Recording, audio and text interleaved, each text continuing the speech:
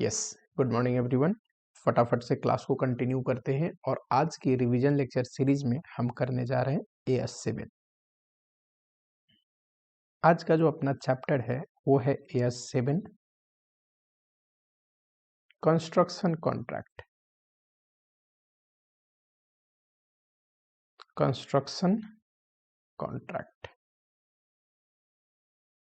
AS7 बताता है हमें कि कैसे हम कंस्ट्रक्शन कॉन्ट्रैक्ट के केस में रेवेन्यू रिकॉग्नाइज कर सकते हैं। ठीक है,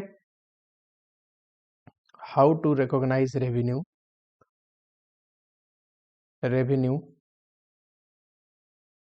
इन कंस्ट्रक्शन कॉन्ट्रैक्ट।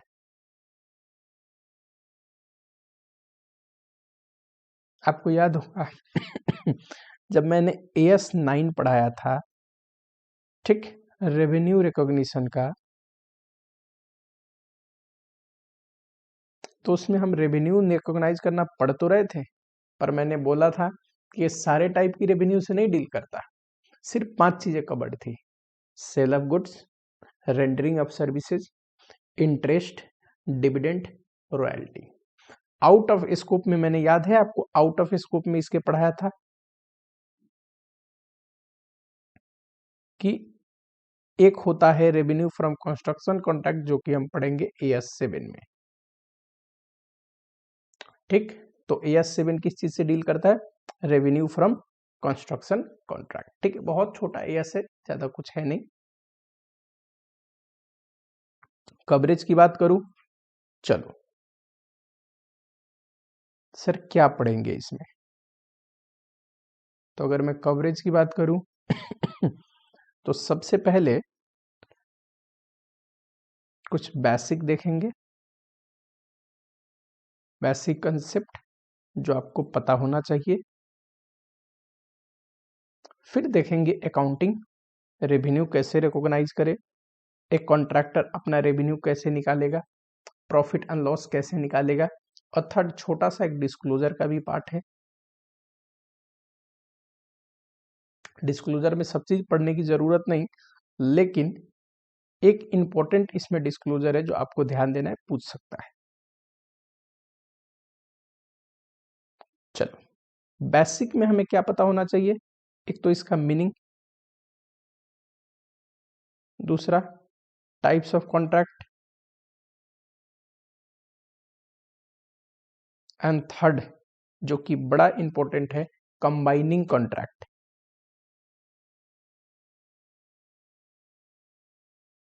कौन से केस में कॉन्ट्रैक्ट को कंबाइन कर सकते हैं? दो कॉन्ट्रैक्ट को कौन से केस में कंबाइन करके एज ए सिंगल कॉन्ट्रैक्ट देख सकते हैं अकाउंटिंग के लिए, यानी कि अलग अलग कॉन्ट्रैक्ट नहीं समझने की जरूरत नहीं है। अकाउंटिंग में हम देखेंगे बेसिक डेफिनेशन, जिसमें आपके एग्जाम के लिए दो ही चीज रिलेवेंट है, उतना ही पढ़ेंगे। रेवेन्यू क्या होगा, कॉस्ट क्या होगा। ठीक, उसके बाद देखेंगे ये रेवेन्यू क्या है, कॉन्ट्रैक्ट प्राइस कहने का मतलब। फिर देखेंगे revenue recognition.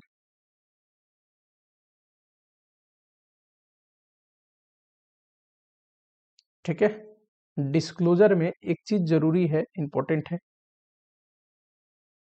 Amount due from customer. Due from भी हो सकता है, कई बार टू भी हो सकता है। लेने हैं तो ड्यू फ्रॉम कस्टमर। कई बार कॉन्ट्रैक्टर के लिए होता क्या है, काम कम का किया है, उससे ज्यादा एडवांस ले लिया है, तो ड्यू टू कस्टमर। ये एक इंपॉर्टेंट है, पूछ सकता है। अगर आपको, मैं मान लो कॉन्ट्रैक्टर हूं, मुझे पैसे लेने हैं, तो एसेट की तरह दिखाऊंगा बैलेंस शीट में। मान लो पैसे ज्यादा ले रखे, एडवांस की तरह दिखाऊंगा, लायबिलिटी की तरह, और क्या। ठीक, तो ये है आपका AS7 कंस्ट्रक्शन कॉन्ट्रैक्ट का टोटल ओवरव्यू। सबसे पहले बेसिक से स्टार्ट करते हैं, क्योंकि थोड़ा बहुत पता होना चाहिए AS के बारे में। बेसिक कंसेप्ट, एक बात को ध्यान रखना, AS7 में जो कंस्ट्रक्शन कॉन्ट्रैक्ट का डेफिनेशन है ना, बहुत बढ़िया है, यानी कि उसे बच्चे समझते नहीं है जितना डेप्थ में वो दे रखा है। कंस्ट्रक्शन कॉन्ट्रैक्ट के लिए कहता है, सबसे पहले तो मीनिंग ही देखते हैं, ठीक। ऑलरेडी नोट्स है अपने पास, तो थोड़ा बहुत टाइम बचा लेंगे, जिसके लिए भी मटेरियल अवेलेबल है, दोबारा लिखने में टाइम लगेगा। मान लो दो पार्टी है, समझने की पहले कोशिश करो, फिर डेफिनेशन पे आते हैं। ये ए है और ये बी है। ए है कॉन्ट्रैक्टर, कॉन्ट्रैक्टर मतलब जिसका काम है कंस्ट्रक्शन करना, ठीक। बी है, ये एक पार्टी है जिसको कंस्ट्रक्शन कराना है, तो इसको बोलते हैं कॉन्ट्रैक्टरी, ठीक। अगर ये दोनों एग्रीमेंट करते हैं या कॉन्ट्रैक्ट करते हैं आपस में, किस चीज के लिए? For construction of asset. पैसा बी जो है ना, इसको एसेट कंस्ट्रक्ट कराने हैं, ठीक, कंस्ट्रक्शन ऑफ एसेट। जहां एसेट की बात कर रहा हूं, कंस्ट्रक्शन कॉन्ट्रैक्ट की बात कर रहा हूं, वर्ड भी देखो कंस्ट्रक्शन लिखा है, हम लॉन्ग टर्म एसेट की बात कर रहे हैं। हो सकता है किसी इंसान को बिल्डिंग कंस्ट्रक्ट करानी हो, ब्रिज कंस्ट्रक्ट कराना हो, एयरपोर्ट भी बनते हैं, है ना, सी पोर्ट भी बनता है, मेट्रो स्टेशन बनते हैं, ये सारे क्या है? ब्रिज बनते हैं, डैम बनते हैं, रिफाइनरीज बनती है, ये सारे क्या है? कंस्ट्रक्शन का एग्जाम्पल है, कंस्ट्रक्शन कॉन्ट्रैक्ट का एग्जाम्पल है, ठीक। तो कंस्ट्रक्शन कॉन्ट्रैक्ट कुछ नहीं है, एक कॉन्ट्रैक्ट है, एग्रीमेंट है, ठीक। अब डेफिनेशन पे जरा स्टार्ट करते हैं पढ़ना।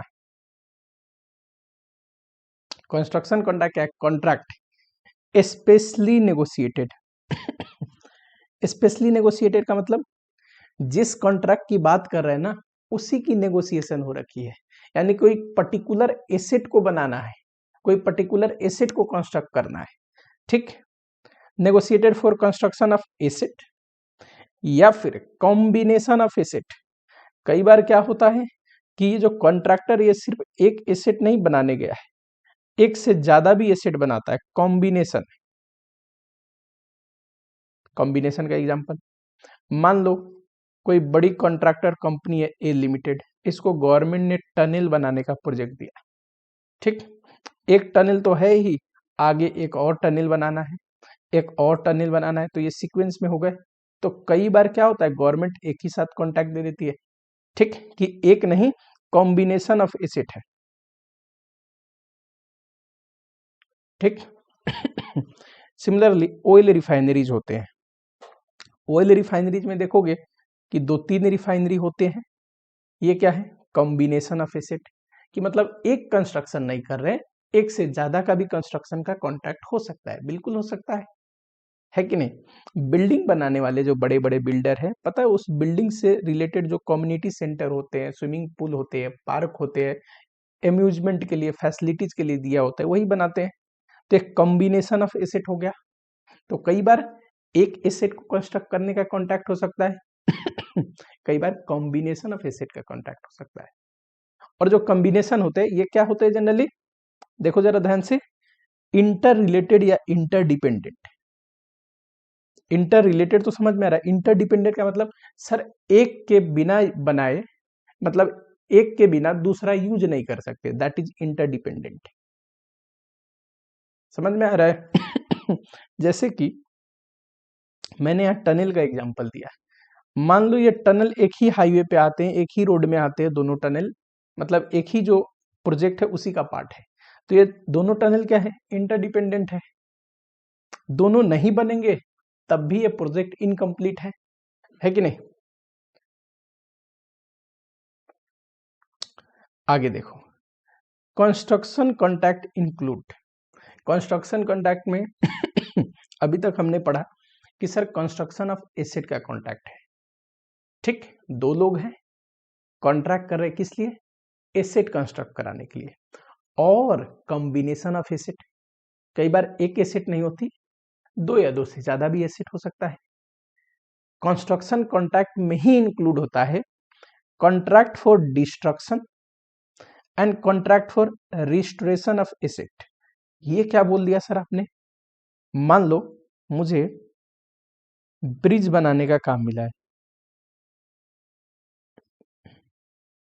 ब्रिज बनाने का काम मिला है, ठीक है, मैं कॉन्ट्रैक्टर हूं, साथ ही में एक ब्रिज तो बनाना ही है, करेक्ट, साथ ही में बगल में एक और ब्रिज है जिसकी मरम्मत करनी है, रिपेयर करनी है, कि ये भी यूज में रह पाए अगले 10 साल, अगले 20 साल। तो ये क्या है? रिस्टोरेशन है।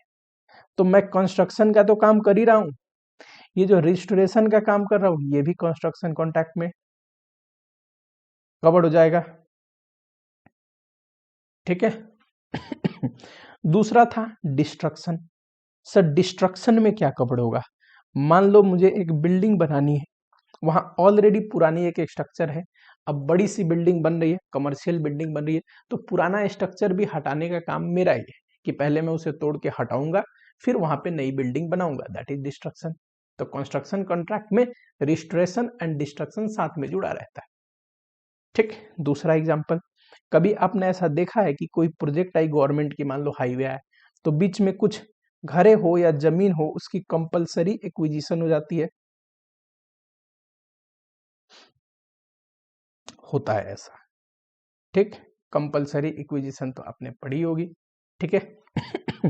तो जब ये कंपलसरी इक्विजिशन होता है, जो बिल्डर ये बना रहा है, जो कॉन्ट्रैक्टर ये बना रहा है, कई बार वो क्या बोलता है कि रास्ते में छोटे मोटे जो आए हैं उनको तोड़ने का भी काम मेरा ही रहेगा, डिस्ट्रक्शन करने का, तोड़ के साफ करूंगा फिर बनाऊंगा, ठीक। तो ये भी कंस्ट्रक्शन कॉन्ट्रैक्ट में कवर है। दूसरा रिलेटेड सर्विसेज, कंस्ट्रक्शन कॉन्ट्रैक्ट में और क्या कवर है? Related services. रिलेटेड सर्विसेज मतलब मान लो कि मैं बिल्डिंग तो बना ही रहा हूं, उस बिल्डिंग में बनने के बाद इंटीरियर का काम भी मुझे ही दे दिया गया, तो ये क्या है? रिलेटेड सर्विसेज है, ये भी कंस्ट्रक्शन कॉन्ट्रैक्ट में आ जाएगा। अब समझ में आया? पूरी डेफिनेशन क्या बनती है? कंस्ट्रक्शन कॉन्ट्रैक्ट में contract specially negotiated for construction of asset, किस लिए नेगोशिएट हुआ है? एसेट का कंस्ट्रक्शन। दूसरा और combination of asset which are either inter related और इंटरडिपेंडेंट। समझ में आया क्या? It include contract for destruction और रीएस्टोरेशन, रीएस्टोरेशन मतलब रिपेयर वगैरह करना, जैसे कि डैम नया बना रहा था, पुराने डैम का रिपेयर का भी कॉन्ट्रैक्ट मुझे मिल गया है, ठीक है। डिस्ट्रक्शन का मतलब पुरानी कोई एसेट का, पुराना अगर बिल्डिंग ढांचा है उसको तोड़ना भी मुझे, फिर उस पर बनाना ही मुझे है, तो बनाना तो कंस्ट्रक्शन कॉन्ट्रैक्ट में आ ही रहा है, वो तोड़ने का भी कंस्ट्रक्शन कॉन्ट्रैक्ट में आएगा। इंटर रिलेटेड सर्विसेज, इसमें मैंने क्या बताया, जैसे कि इंटीरियर डेकोरेशन, बिल्डिंग भी मैं ही बना रहा हूं, उसके बाद इंटीरियर अगर करवानी है बिल्डिंग में तो वो भी मुझे ही दे दो कॉन्ट्रैक्ट, ये काम भी मेरी ही कंपनी करती है, ठीक। चलो समझ में आया एक एक टर्म्स। दूसरा, कंस्ट्रक्शन कॉन्ट्रैक्ट कितने टाइप के हो सकते हैं? टाइप्स ऑफ कंस्ट्रक्शन कॉन्ट्रैक्ट,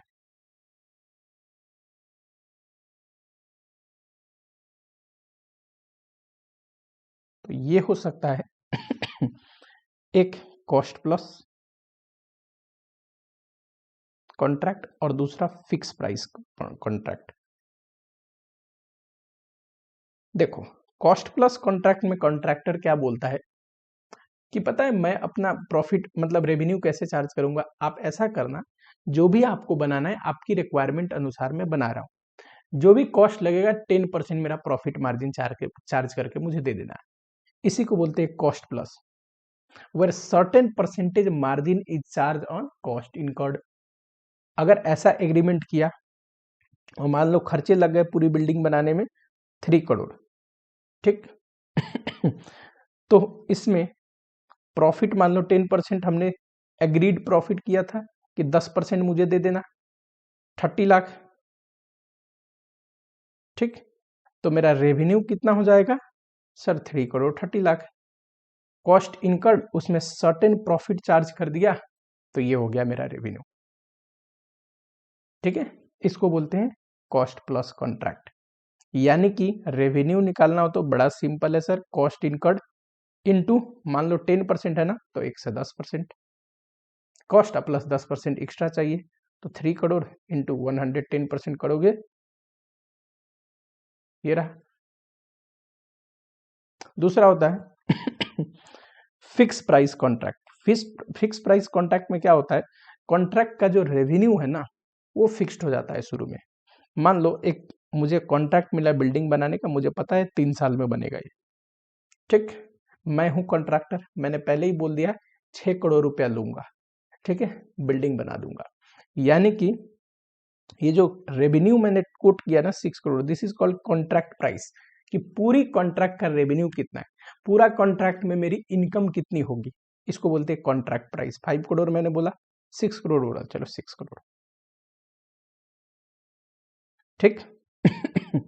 यानी कि अगर 4 करोड़ में बना दिया मैंने तो कॉस्ट इनकर्ड हुआ एक्चुअल में उस बिल्डिंग बनाने का। मैंने तो रेवेन्यू कितना चार्ज किया है, कितना बताया, मुझे चाहिए 6 करोड़, बना दिया 4 करोड़ में, 2 करोड़ प्रॉफिट। मान लो 7 करोड़ में बनाया तो 1 करोड़ का लॉस। यानी कि सर क्योंकि फिक्स प्राइस कॉन्ट्रैक्ट में कॉन्ट्रैक्ट प्राइस फिक्स होता है, टोटल जो रेवेन्यू है कॉन्ट्रैक्ट से कितना आएगा ये फिक्स होता है, तो इसमें प्रॉफिट लॉस कुछ भी हो सकता है, ठीक है। लेकिन कॉस्ट प्लस कॉन्ट्रैक्ट में रिस्क कम है, इसमें एस्योर्ड प्रॉफिट होगा। इसमें तो हम प्रॉफिट कैसे चार्ज कर रहे हैं, कॉस्ट के ऊपर सर्टेन परसेंट, जितना का बनवाना है भाई बनवा लो, मेरा 10% मुझे दे देना प्रॉफिट, ठीक है। तो इसका मतलब इसमें क्या होगा, assured profit. Fix price contract में प्रॉफिट भी हो सकता है, लॉस भी हो सकता है। समझ में आया? तो ये थे टाइप्स ऑफ कॉन्ट्रैक्ट।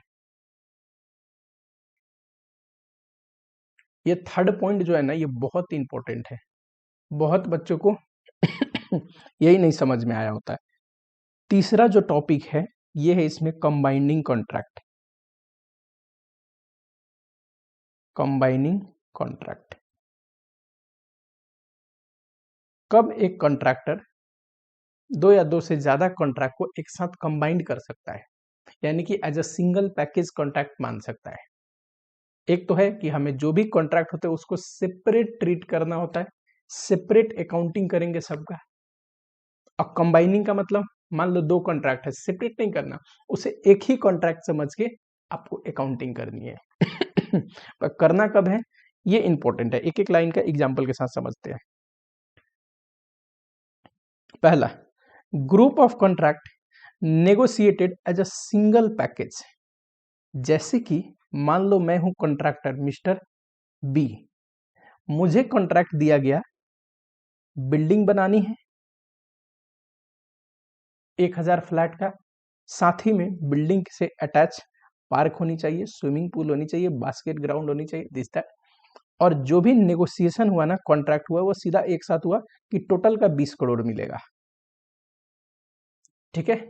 अब यहां देखो, ये सेपरेट कॉन्ट्रैक्ट हो सकता था, जो और सारे फैसिलिटीज डेवलप हुए, बिल्डिंग सेपरेट कॉन्ट्रैक्ट हो सकता था, पर हमने कैसा नेगोशिएट किया सर, हमने नेगोशिएट किया as a single package, as a single project.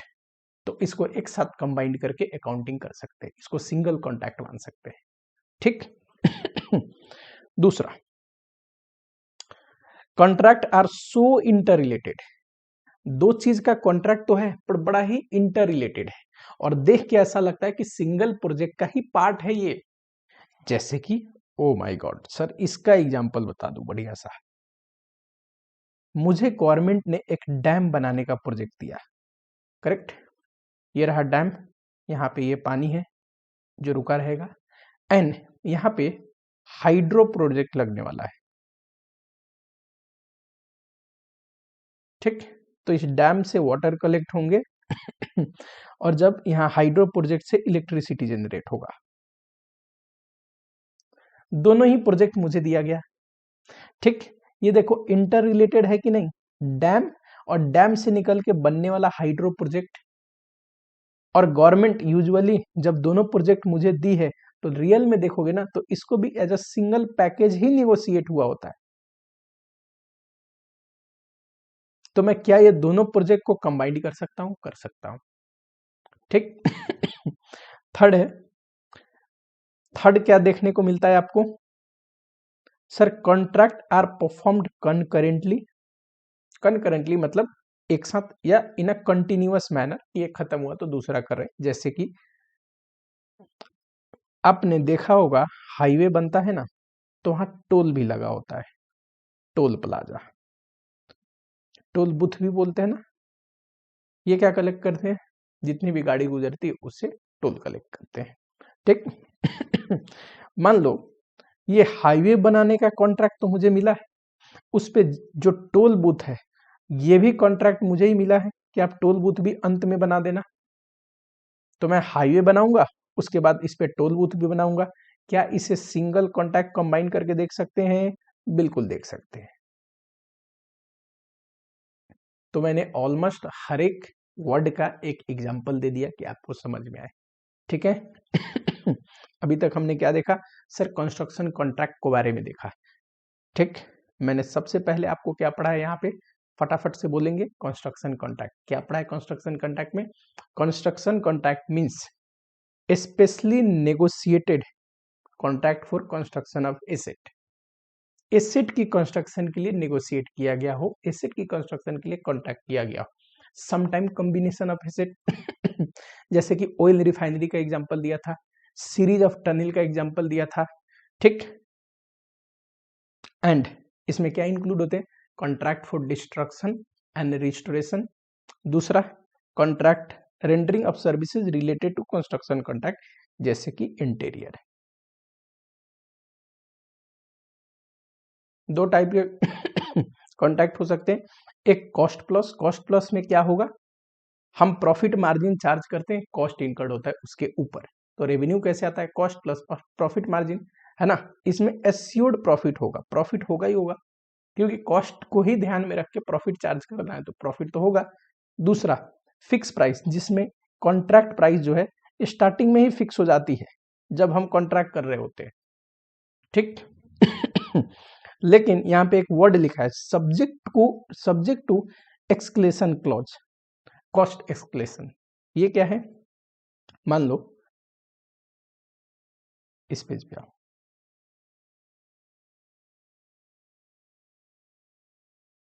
Cost escalation, ये रहा, 3 साल का कॉन्ट्रैक्ट है, मैं यहाँ पे हूँ, मुझसे पूछा गया, मैंने बोल दिया कि 5 करोड़ रुपए लूंगा पूरी प्रोजेक्ट बनाने में, लेकिन एक एक्सक्लेशन क्लॉज होगा। क्या चीज? एक्सक्लेशन क्लॉज में लिखा होता है कि अभी जो प्राइसेज चल रहे हैं ना, जैसे मटेरियल लगेगा, लेबर लगेगा, खर्चे का जो रेट है, उसको ध्यान में रख के मैंने 5% रखा है। अगर फ्यूचर में प्राइस में इंक्रीज होता है, ठीक, किसमें? प्राइस में। सॉरी, एक्सक्लेशन क्लॉज सिर्फ प्राइस से प्रोटेक्ट करता है। सामान ज्यादा लग गया, आप बोलोगे सामान ज्यादा लग गया थोड़ा एक्स्ट्रा पैसा दे दो, ये नहीं। प्राइस ज्यादा लग गया, मान लो आपने मटेरियल का प्राइस कुछ और सोचा है अभी के अनुसार, बाद में प्राइस बढ़ जाए, लेबर का प्राइस कुछ और रख के एस्टिमेट करके रेट कोट किया है, बाद में प्राइस बढ़ जाए, तो हाँ, ये प्राइस इंक्रीज होने की वजह से क्या होता है, कॉन्ट्रैक्टर को एक्स्ट्रा मिलता है टू कंपेंसेट दैट प्राइस, इसको बोलते हैं एक्सक्लेशन क्लॉज। एक्सक्लेशन क्लॉज का मतलब होता है it is a clause included in contract to protect contractor against unexpected increase in a price of material, labour and expense. भविष्य में अगर मटेरियल का, लेबर का या कोई खर्चे का प्राइस अनएक्सपेक्टेड इंक्रीज हो जाए, एक्सपेक्टेड इंक्रीज हो तब तो दिक्कत नहीं, उतना तो वो बैठ के सोचा है, ठीक। अनएक्सपेक्टेड इंक्रीज हो जाए तो उससे कॉन्ट्रैक्टर एटलीस्ट बच जाए, उसको ज्यादा नुकसान ना हो, इसलिए क्लॉज डाला जाता है। तो यानी कि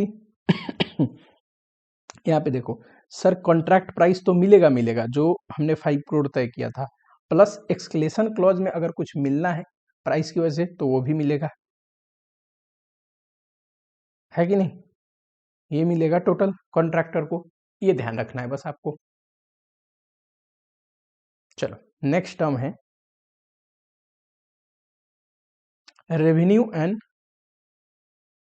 कॉस्ट। अकाउंटिंग पे आते हैं। अकाउंटिंग में सबसे पहला डेफिनेशन है, अच्छा, कॉन्ट्रैक्ट रेवेन्यू।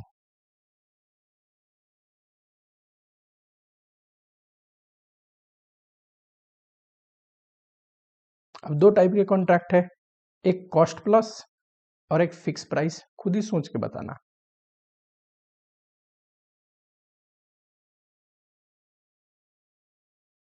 ये कौन सा रेवेन्यू है? अभी ये हम टोटल रेवेन्यू की बात कर रहे हैं, पूरी कॉन्ट्रैक्ट का रेवेन्यू की बात कर रहे हैं, ठीक है। एक तो मिलता है सर, मान लो फिक्स प्राइस है जहां पे शुरू में ही तय हो गया है, तो कॉन्ट्रैक्ट प्राइस उसको बोलते हैं जो इनिशियली एग्रीड हुआ होता है, ये तो मिलेगा मिलेगा। प्लस अगर एक्सक्लेशन क्लॉज की वजह से कुछ मिलना है तो ये भी मिलेगा। प्लस क्लेम, क्लेम का मतलब मुझसे बोला गया था सिर्फ बिल्डिंग बनानी है, मैंने कोट किया था 2 करोड़। बिल्डिंग बनाने के बाद स्विमिंग पूल भी बनवाया, थोड़ा पार्क वगैरह खेलने के लिए ग्राउंड वगैरह भी डिजाइन करवाया, तो उसके लिए तो मैं एक्स्ट्रा लूंगा। क्लेम क्या होता है? एक्स्ट्रा पेमेंट होता है। क्यों? For extra work. कॉन्ट्रैक्टर से कई बार लोग थोड़ा ज्यादा काम करवा लेते हैं, जितना बात हुई थी उससे कुछ एक्स्ट्रा भी बनवा लेते हैं, तो उसके लिए वो पैसा लेगा। ठीक, नेक्स्ट है इंसेंटिव। ये क्या है? इंसेंटिव देता है contractee as a reward, reward provided by contractee. ठीक, मान लो मुझे दिया गया काम, ठीक है, 2 करोड़ रुपया तय हुआ था, 2 करोड़ में बनाना है, तो ये तो 2 करोड़ मेरा कॉन्ट्रैक्ट प्राइस हो गया, इतना मुझे मिलेगा मिलेगा। ठीक, मैंने इतना बढ़िया काम करके दिया कि 10 लाख मुझे एज इंसेंटिव वो दे रहे हैं, खुशी होके दे रहे हैं। कौन? कॉन्ट्रैक्टरी। ठीक है, ये सू मोटो मिलता है, मतलब खुशी होके इंसान नहीं दे देता है, बहुत बढ़िया, उम्मीद से ज्यादा बढ़िया काम कर दिया, तो इसको बोलते हैं इंसेंटिव। एक होता है पेनाल्टी। पेनाल्टी मिलेगा नहीं, पेनाल्टी तो हमें घटा के देंगे, हमारे लिए लॉस है। जैसा काम एग्रीड हुआ था, मान लो 2 करोड़ का काम एग्रीड हुआ था, मैंने एकदम ही बेकार काम किया, सब स्टैंडर्ड बोलते हैं ना उसको, स्टैंडर्ड से बिलो, जो क्वालिटी चेक को मीट ना कर पाए, जैसा हमने क्वालिटी नेगोशिएट किया था, जिस स्टैंडर्ड का काम नेगोशिएट किया था वो ऐसा नहीं किया मैंने। ठीक, तो अगर वैसा काम नहीं किया तो क्या होगा बताओ फटाफट से? थोड़ा बहुत पैसे काट के देगा एज अ पेनल्टी के रूप में, तो ये मुझे फाइनल मिलेगा contract revenue from contract, total revenue है ये।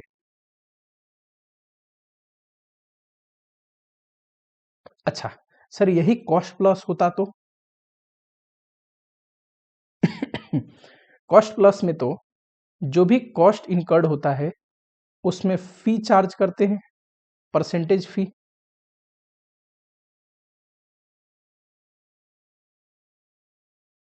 उसमें कॉन्ट्रैक्ट प्राइस तो नहीं लिखना, अच्छा वर्ड नहीं होगा, परसेंटेज फी लिख लो, ये मिलेगा मुझे। ठीक, यूजुअली होता क्या है, मान लो कॉस्ट का वो पेमेंट खुद से कर रहा है, तो मुझे अंत में फी एज अ सिर्फ इनकम मिलेगा। मान लो कॉस्ट मैं इनकर्ड कर रहा हूं, ठीक, तो कॉस्ट प्लस फी मेरे लिए रेवेन्यू। ठीक, ये तो होगा ही, अब प्लस ये सारे भी होंगे। अच्छा, एक्सक्लेशन क्लॉज नहीं होगा इस केस में, क्यों? क्योंकि यहाँ पे मेरा तो झंझट ही नहीं है कॉस्ट का, मुझे तो अपने परसेंटेज फी से मतलब है। इंसेंटिव, इंसेंटिव, दूसरा है क्लेम, थर्ड है पेनाल्टी, पेनाल्टी घटाओगे, ये आएगा रेवेन्यू। मैंने सिर्फ फी क्यों लिया है? क्योंकि इसमें जनरली होता क्या है कि जो भी खर्चे है ना, हम बस मटेरियल लेबर वगैरह लिखवा देते हैं कि इतना ये चाहिए इतना ये चाहिए, खुद ही कॉन्ट्रैक्टी जो है पेमेंट करके भिजवाते रहता है, तो मुझे जो मिलेगा वो तो सिर्फ मेरा फी मिलेगा, सिंपल सी बात है, इसीलिए मैंने परसेंटेज फी लिखा है। चलो टिक करें इसको। देखना यहाँ एक्सक्लेशन क्लॉज लिखा है क्या? मैंने नहीं लिखा, क्यों? सर यहाँ तो खर्चे हम मीट कर ही नहीं रहे, खर्चे तो खुद ही कॉन्ट्रैक्ट ही देता है, उसे जैसा बनवाना है, जितना खर्च करना है करे, मुझे बस मेरा मान लो 10% नेगोशिएट है, 10% दे दे मुझे, मेरे लिए वही कमाई है। ठीक। दूसरा है कंस्ट्रक्शन कॉस्ट। कंस्ट्रक्शन कॉस्ट, इसमें एक होता है स्पेसिफिक कॉस्ट। स्पेसिफिक कॉस्ट का मतलब, सर अगर कोई कंस्ट्रक्शन में कर रहा हूं, मान लो आई एम कॉन्ट्रैक्टर, तो मैं तो एक इंसान का काम करता नहीं होगा, मैं मान लो 3 प्रोजेक्ट कर रहा हूं, मुझे इसका कॉस्ट निकालना है। कैसे निकलेगा? इस पे जो खर्चा हो रहा है इसको बोलते हैं स्पेसिफिक कॉस्ट। ठीक, जो पर्टिकुलरली इस प्रोजेक्ट के लिए खर्चा हुआ है, इस कॉन्ट्रैक्ट के लिए खर्चा हुआ है, इसको क्या बोलेंगे? Specific cost. Cost which are directly related to particular contract, उसको क्या बोलेंगे? Specific cost. जैसे कि मटेरियल का खर्चा, लेबर का खर्चा, जैसे कि मशीन वगैरह जो वहां पे लग रहा है उनका डेप्रीसिएशन, जैसे कि कोई इक्विपमेंट वगैरह रेंट पे आया उसका रेंट, और दूसरे होते हैं एलोकेटेड एक्सपेंस।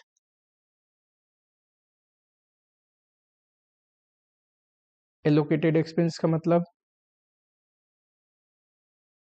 ये देखो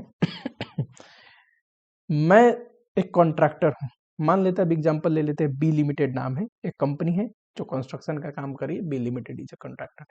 ठीक, अब मान लो इसके पास एक सुपरवाइजर है, हमने सुपरवाइजर रख रखा है जो तीनों ही कंस्ट्रक्शन को सुपरवाइज करता है। अब इसकी जो सैलरी है, ये तो तीनों पे बांटने चाहिए on the basis of time spend, किस प्रोजेक्ट में कितना टाइम दे रहा है उस अनुसार हमें बांटना चाहिए। तो ये क्या है? Allocated expense. एलोकेटेड एक्सपेंस का मतलब होता है कॉमन एक्सपेंस, जो कि किसी बेसिस पे हम एलोकेट करते हैं। ठीक, जैसे कि मान लो एक एसेट है जो तीनों के लिए यूज हो रहा है, तो इसकी जो डेप्सन है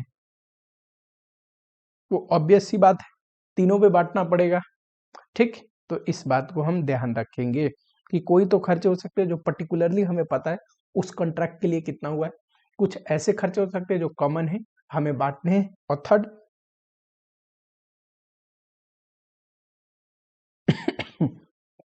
any other directly related expense, any other directly attributable cost. कोई भी ऐसा खर्चा जो पर्टिकुलरली उस कॉन्ट्रैक्ट के लिए हो रखा है उसको कॉस्ट का हिस्सा मानेंगे, कॉस्ट में आएगा। ठीक, मोटा मोटी कहने का मतलब क्या है, किसी भी कॉन्ट्रैक्ट का कॉस्ट अगर निकालना है तो जितने भी खर्चे लगे, एक तो होते हैं खर्चे जो पर्टिकुलरली हमें पता होता है उसी के लिए लगा है, कुछ कॉमन होता है तो बांटते हैं उसके हिस्से का, और भी उससे रिलेटेड कुछ खर्चे हमें करने पड़ गए, मान लो कोई कमीशन देना पड़ गया यहाँ काम कराने के लिए तो कमीशन। ठीक, तो सारे खर्चे जोड़ दोगे तो कॉन्ट्रैक्ट कॉस्ट आएगा।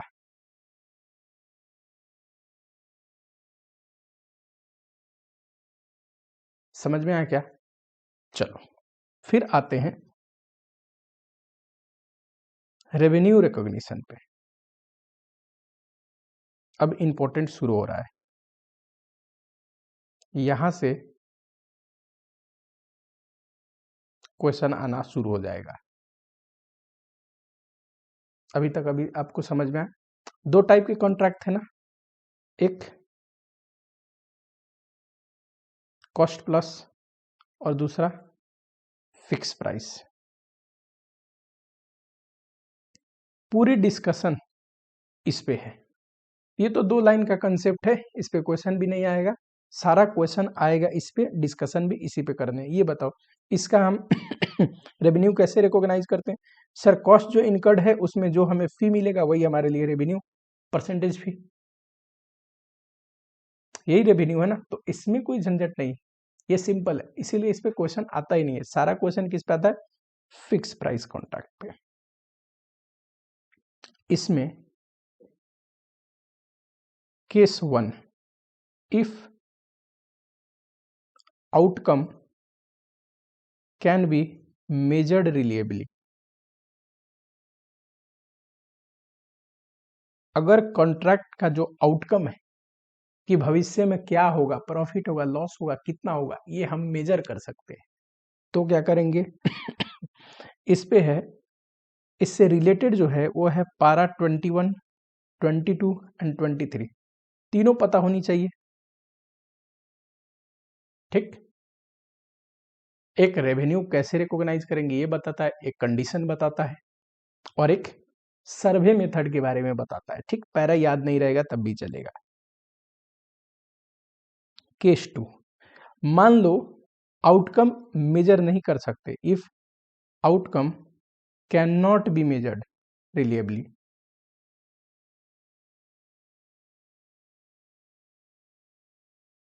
मेजर्ड रिलिएबली, अगर आउटकम को रिलिएबली मेजर्ड नहीं कर सकते, यानी कि आज आप खड़े हो और भविष्य में इस कॉन्ट्रैक्ट से कितना प्रॉफिट होगा, कितना लॉस होगा, ये आपको समझ में नहीं आ रहा, कॉन्ट्रैक्ट का आउटकम आप मेजर नहीं कर पा रहे, तो ये केस हो गया इसके लिए है पैरा 31, और एक और चीज है जो आपको ध्यान रखना है, note provision for expected loss, provision for expected loss, ये दे रखा है पैरा 35 में, यस 7 के। ये तीन चीज पढ़ने हैं, बस यस खत्म। ठीक है, तो मैं शुरू करूं जो बड़ा कंसेप्ट है उसी से शुरू करते हैं। केस नंबर 1, अगर आउटकम रिलिएबली मेजर किया जा सकता है, यानी कि मुझे ये पता करना संभव है कि ये कॉन्ट्रैक्ट का आउटकम क्या आएगा, कितना कमाऊंगा, कितना नुकसान होगा। ठीक है, तो केस नंबर 1 लेता हूं। केस नंबर 1 क्या है, जरा बोलेंगे एक साथ, outcome can be measured reliably, if outcome can be measured रिलिएबली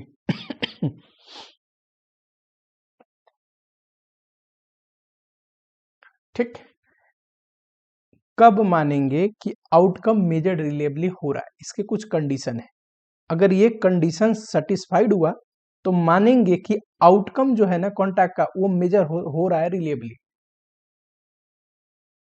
क्या कंडीशन है ये नहीं लिखवाता हूं, टिक करके खत्म करते हैं, फटाफट हो जाएगा नंबर 1, जो कॉन्ट्रैक्ट से रेवेन्यू आने वाला है ना वो आप मेजर कर पा रहे हो, कैन बी मेजर्ड रिलिएबली।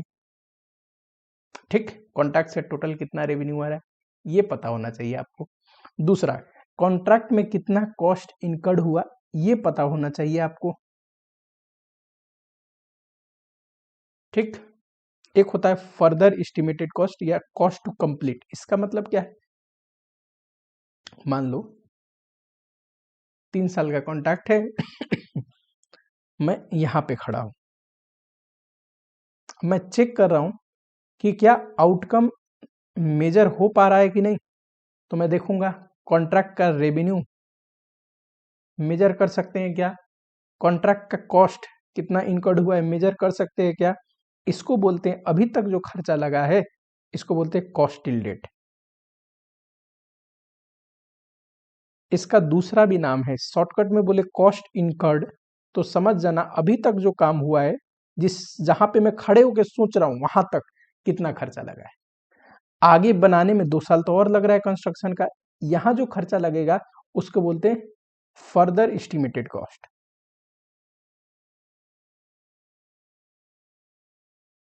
या कॉस्ट टू कंप्लीट,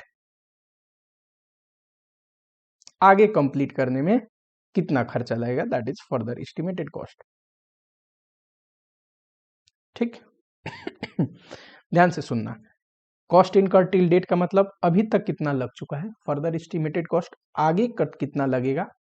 ठीक, जब भी हम खड़े होकर सोचते हैं, जिस साल की भी फाइनेंशियल बना रहे हैं कि भाई साहब आउटकम मेजर हो पा रहा है कि नहीं, तो एक तो कॉन्ट्रैक्ट का रेवेन्यू पता होनी चाहिए, दूसरा कॉस्ट इनकर्ड कितना हुआ है अभी तक ये मेजर हो पाए, ये पता होनी चाहिए। तीसरा, फर्दर एस्टिमेटेड कॉस्ट या कॉस्ट टू कंप्लीट, ये कितना है ये पता होनी चाहिए। एंड इसी के साथ परसेंटेज कंप्लीशन देखेंगे कैसे निकालते हैं। परसेंटेज कंप्लीशन ये पता होनी चाहिए कि अभी तक हमने कॉन्ट्रैक्ट को कितना परसेंट कंप्लीट कर दिया है इस स्टेज पे। ठीक, 3 कंडीशन हो गया। एक, revenue sir can be measured reliably. दूसरा, कॉस्ट इनकर्ड जो है वो मेजर हो पाए। तीसरा, फर्दर एस्टिमेटेड कॉस्ट, इसको कॉस्ट टू कंप्लीट भी बोलते हैं, और परसेंटेज कंप्लीशन ये मेजर हो पाए। चौथा, इकोनॉमिक बेनिफिट आनी चाहिए। ये तो बड़ी इंपॉर्टेंट कंडीशन है, probable economic benefit with contract. ठीक इसका एग्जांपल मान लो, और 3 कंडीशन तो मीट है, लेकिन मैं जिसका कंस्ट्रक्शन कर रहा हूं ना, वो क्या है, कोई फेमस मिनिस्टर है, और उन्होंने क्या बोल दिया मुझे कि आप कंस्ट्रक्शन कर दो। फिलहाल तो मैं आपको कुछ नहीं दे पाऊंगा, मेरे पास कुछ है भी नहीं, मैं तो सिंपल इंसान हूं, लेकिन आपको फ्यूचर में फेवर कर दूंगा, कभी जरूरत पड़े तो बताना। तो क्या इस कंस्ट्रक्शन कॉन्ट्रैक्ट से मुझे फ्यूचर प्रोबेबल इकोनॉमिक बेनिफिट आने वाली है? नहीं। क्यों? क्योंकि और सारा चीज तो पता है, लेकिन जब पैसा ही नहीं आएगा, जब रेवेन्यू आएगा ही नहीं मेरे पास, तो प्रोबेबल इकोनॉमिक बेनिफिट कैसे हुआ कॉन्ट्रैक्ट? ठीक दूसरी, चलो एक एग्जांपल में रखते हैं। ये कंडीशन है, ये सारे कंडीशन मीट हो रहा है, तो क्या बोलेंगे, outcome can B estimated reliably. हाँ भाई, हमें आउटकम पता है इस कॉन्ट्रैक्ट से। ठीक, अब प्रॉफिट लॉस कैसे रिकॉग्नाइज करेंगे? कॉस्ट प्लस में बहुत आसान था सर, कॉस्ट जो इनकर्ड है उस पर सर्टेन प्रॉफिट मुझे मिल जाता है, वही मेरा प्रॉफिट है, उसमें कुछ इंसेंटिव या क्लेम वगैरह मिलेगा, जोड़ लूंगा। फिक्स प्राइस में इसमें प्रॉब्लम क्या है, रेवेन्यू जो है पहले ही फिक्स हो चुका है। ठीक, रेवेन्यू पहले ही फिक्स हो गया है, ये पूरी कॉन्ट्रैक्ट के लिए रेवेन्यू है, जिसको कॉन्ट्रैक्ट रेवेन्यू बोलते हैं, और खर्चे लगने वाले अगले 3 साल, मेरे एग्जांपल में 3 ईयर है, तो मुझे नहीं पता कि कितना प्रॉफिट लॉस होगा। और दूसरी बात देखना, ये एक्सपेंडिचर है, ये तो इनकर्ड होने वाला है ओवर द पीरियड, और हो सकता है रेवेन्यू पार्ट भी पेमेंट मिलती रहती है एडवांस। रेवेन्यू तो एक साथ आप रिकॉग्नाइज अगर अंत में करोगे तो मैचिंग कंसेप्ट का वोलेशन हो जाएगा। कैसे सर? जिसमें ये खर्चे हो रहे हैं अगर ओवर द पीरियड, तो हमें रेवेन्यू भी तो ओवर द पीरियड रिकॉग्नाइज कर लेना चाहिए, उतना जितना परसेंटेज कंप्लीशन हो गया, तभी तो मैचिंग कंसेप्ट सही काम करेगा कि रेवेन्यू को भी हमने स्प्रेड कर दिया over over the period of contract, और खर्चे भी हो रहे हैं over the period of contract.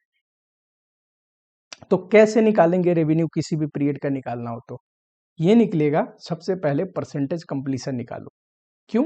क्योंकि एएस कहता है revenue should be recognise on the basis of percentage completion. Percentage completion के बेसिस में हमें रेवेन्यू रिकॉग्नाइज करनी है, तो परसेंटेज कंप्लीशन तो पता होना चाहिए। हाँ जी, परसेंटेज कंप्लीशन निकलता है कॉस्ट टिल डेट। मान लो यहाँ पे खड़ा हूं मैं, ये रहा, पहले साल का निकालने जा रहा हूँ प्रॉफिट लॉस, पहले साल का कॉस्ट टिल डेट क्या होगा, अभी तक जो खर्चा लगा divide by total estimated cost. Total estimated cost का मतलब कॉस्ट टिल डेट अभी तक जो लगा, plus further estimated cost.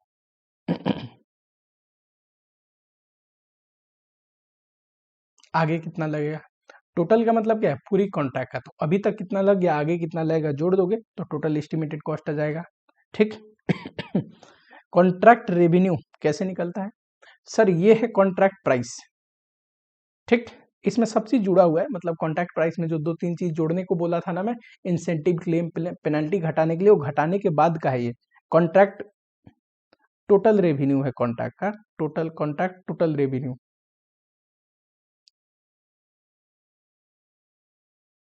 Into कर देंगे परसेंटेज कंप्लीशन, जितना कंप्लीट हुआ है उतना रेवेन्यू रिकॉग्नाइज कर लो। अब प्रॉफिट लॉस निकालना हो तो बड़ा सिंपल है सर, कॉन्ट्रैक्ट रेवेन्यू कितना इस बार हमने रिकॉग्नाइज किया, और अभी तक जो कॉस्ट इनकर्ड हुआ है उसको बोलते हैं कॉस्ट टिल डेट या कॉस्ट इनकर्ड लिख देते हैं, ठीक है। चलो अब देखना जरा, दिमाग लगाना खुद से।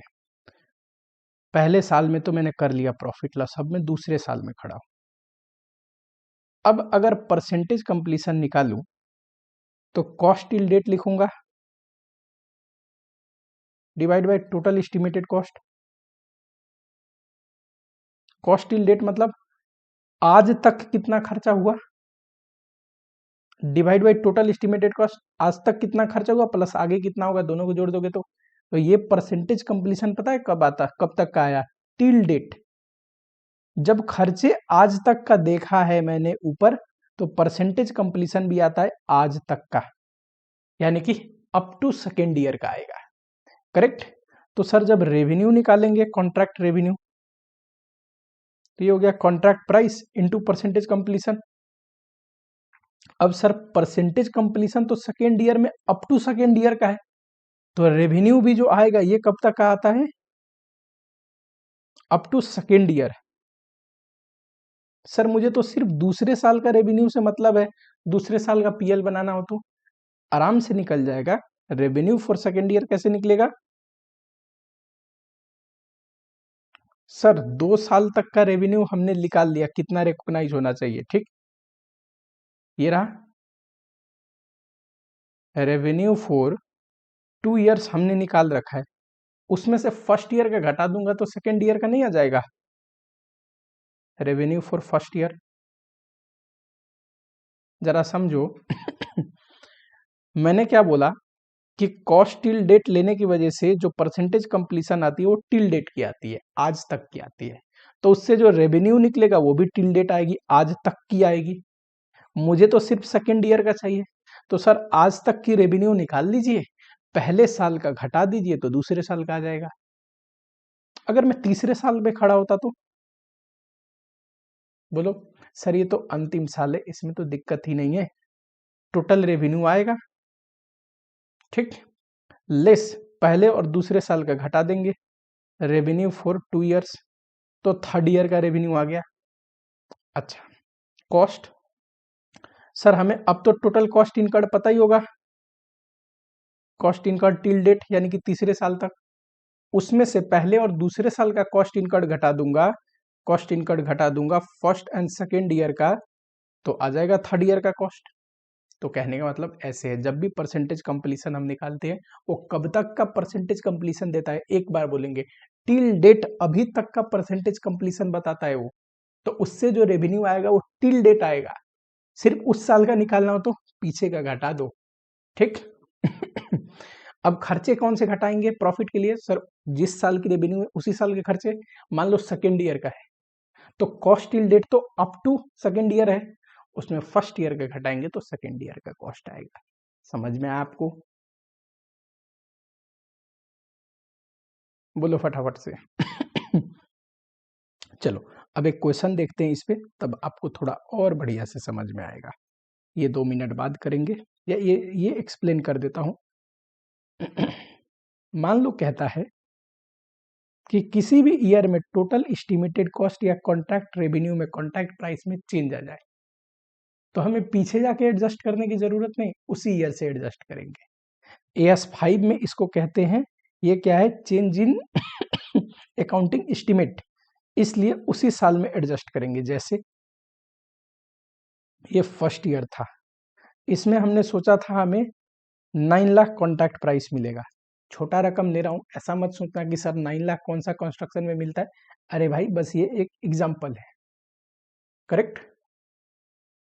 तो 9 लाख के अनुसार मैं निकालूंगा कॉन्ट्रैक्ट रेवेन्यू, जब कॉन्ट्रैक्ट रेवेन्यू निकालूंगा तो 9 लाख इंटू परसेंटेज कंप्लीशन, ठीक, और कॉन्ट्रैक्ट कॉस्ट घटा के प्रॉफिट। सेकेंड ईयर में जब मैं आया तो मुझे ऐसा लगा 9 लाख तो ठीक है, पर मुझे 1 लाख क्लेम भी मिलेगा क्योंकि उन्होंने एक्स्ट्रा काम कराया, तो मेरे हिसाब से तो 10 लाख हो जानी चाहिए। तो सेकेंड ईयर में जब रेवेन्यू निकालेंगे तो 10 लाख इंटू परसेंटेज कंप्लीशन करेंगे, ठीक, ये लेटेस्ट एस्टिमेट के बेसिस में निकालेंगे। अब पीछे जो कर लिया इसको चेंज करने की जरूरत नहीं, उस समय यही इंफॉर्मेशन था, इस बेसिस पे निकाला।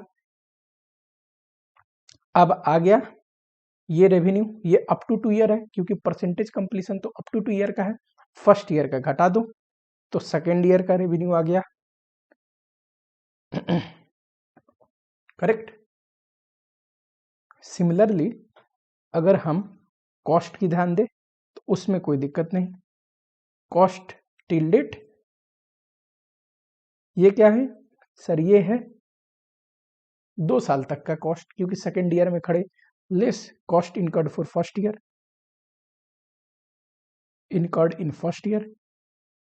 फर्स्ट ईयर में कितना कॉस्ट इनकर्ड हुआ ये घटा देंगे तो आ जाएगा क्या, बोलो फटाफट से, सेकेंड ईयर का कॉस्ट।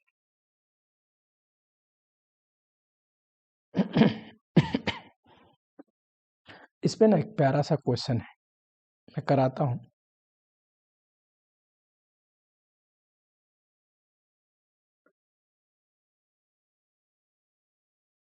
ये देखो क्या बोलता है, a construction contract has fix price contract 9,000 lakh, सारे फिगर लाख में फिक्स प्राइस था। स्टार्टिंग में कॉन्ट्रैक्ट प्राइस हमने कितना रखा था 9,000, ये टोटल कॉन्ट्रैक्ट का रेवेन्यू है। ठीक, ब्रिज बनाना है 3 ईयर का, तो पूरे 3 ईयर के बाद मुझे कितना रेवेन्यू मिलेगा 9,000 over the period of 3 year. ठीक, कैसे रिकॉग्नाइज करना है सर, परसेंटेज कंप्लीशन मेथड। ठीक, परसेंटेज कंप्लीशन कैसे निकलता है, cost incurred divide by total estimated cost.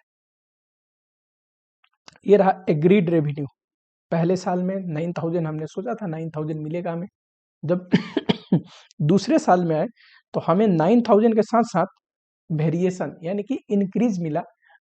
मान लो कि कोई क्लेम है या इंसेंटिव है, कितना हो रहा है 200, तो दूसरे साल में तो मैं क्या सोचूंगा कि अब मुझे 9,200 टोटल रेवेन्यू आने वाला है, तो दूसरे साल का जब लूंगा कॉन्ट्रैक्ट प्राइस तो 9,200 लूंगा। ठीक, याद रखोगे। Cost incurred up to the date of reporting यानी कि कॉस्ट टिल डेट है ये।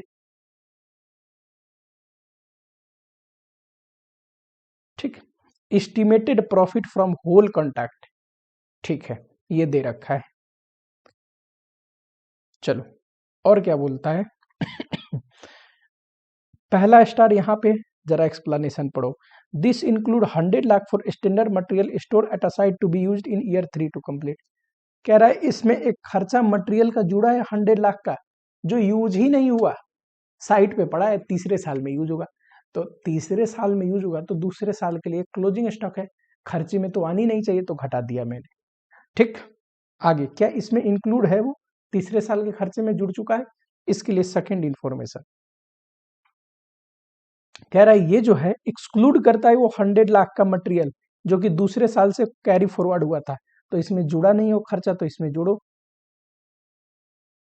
ठीक, आ जाओ, पूछा क्या है।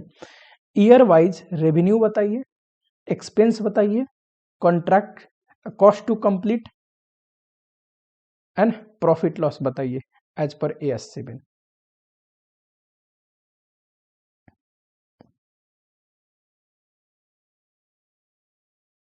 कंप्यूटेशन ऑफ क्या लिखोगे, सबसे पहले तो टोटल एस्टिमेटेड कॉस्ट निकाल लो।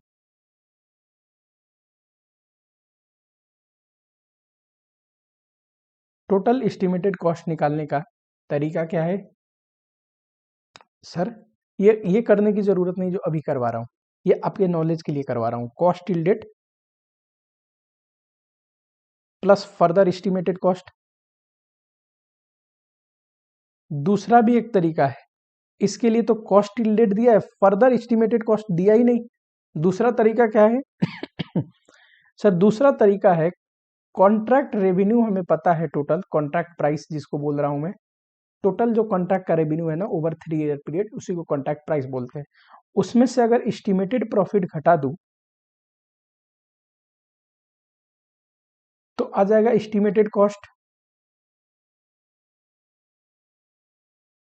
हाँ, टोटल मेरे को अगर कॉन्ट्रैक्ट प्राइस पता हो और एस्टिमेटेड प्रॉफिट पता हो तो घटा दूंगा तो टोटल एस्टिमेटेड कॉस्ट आ जाएगा। ये अप्लाई कर सकता हूं। क्यों सर? कॉन्ट्रैक्ट प्राइस पता है और साथ ही में टोटल एस्टिमेटेड प्रॉफिट भी दे रखा है। चलो तो इसको यूज करो जरा।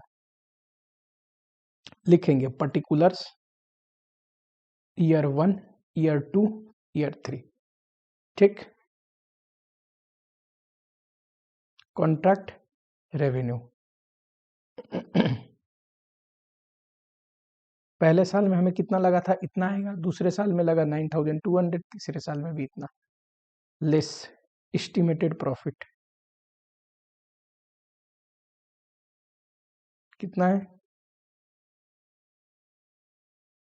950, 1000। पहले साल में हमें लगा 950 आएगा, दूसरे साल में 1000, तीसरे साल में 1000 लग रहा है। ठीक। ये बस हम सोचते हैं, एस्टिमेट करते हैं। ठीक है। तो एस्टिमेटेड कॉस्ट कितना आएगा? ये क्या है? टोटल एस्टिमेटेड कॉस्ट बताएंगे जरा फटाफट से। 9000 में से सर 950 अगर जाएगा 8050, ये बताओ। 9200 में से 1000 गया तो 8200, 8200। ठीक।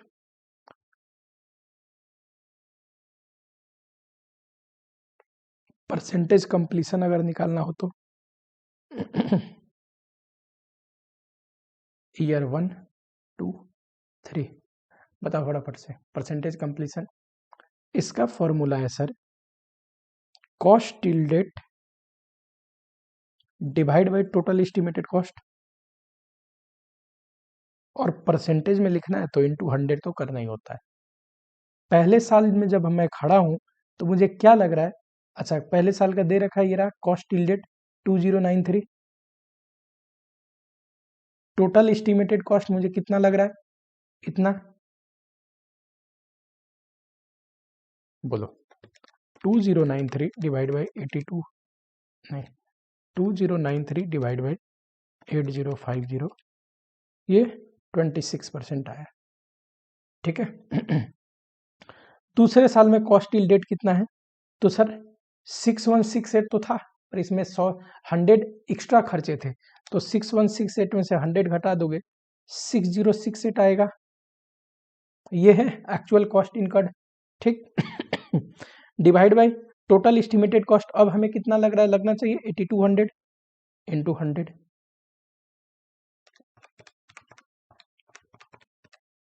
74%। थर्ड ईयर में बोलोगे तो 8200, थर्ड ईयर में तो पूरा ही कंप्लीट हो जाएगा ना। तो देखो थर्ड ईयर में क्या 8200 कॉस्ट इनकर्ड है?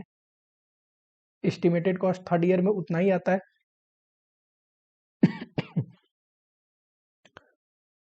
चलो अब बताओ, अब जरा हमें ध्यान से देखेंगे।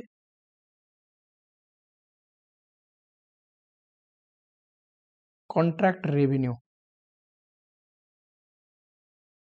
ठीक। टिल डेट पहले साल में 9000 मुझे लग रहा है टोटल कॉन्ट्रैक्ट से आने वाला है, और परसेंटेज कंप्लीशन 26% था।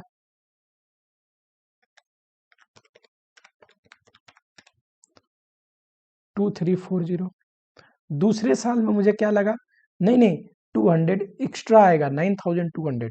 तो मैं लिखूंगा 9200 into percentage completion till date का मतलब अप टू 2 ईयर 74%।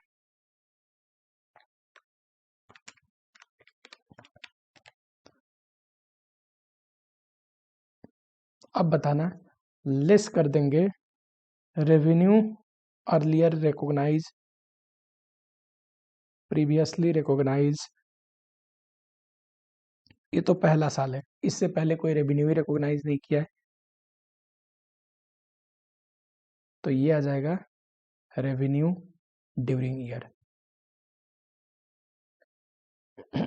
दूसरे साल में देखो सर, दूसरे साल के अंत तक इतना रेवेन्यू रिकॉग्नाइज हो जाना चाहिए। आप ऐसे कैसे कह रहे हो कि ये दूसरे साल के अंत तक का रेवेन्यू है? क्योंकि परसेंटेज कंप्लीशन कितना है? सेकेंड ईयर के अंत तक, तो उससे जो रेवेन्यू आएगा वो कितना आएगा? सेकेंड ईयर के अंत तक। बताओ दूसरे साल के अंत तक इतना रेवेन्यू रिकॉग्नाइज हो जाना चाहिए। पिछले साल मैंने इतना कर लिया है, तो सिर्फ सेकेंड ईयर का निकालना हो तो up to 2 year minus first year.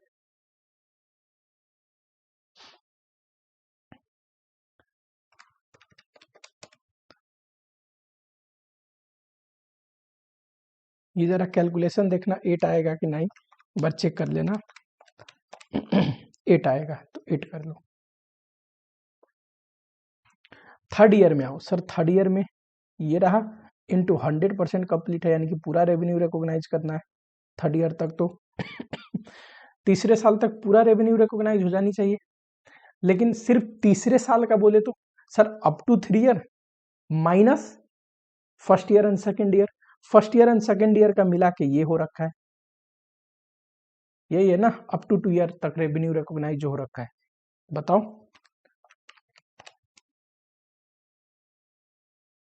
Similarly इसको मान लेता हूं मैं ए,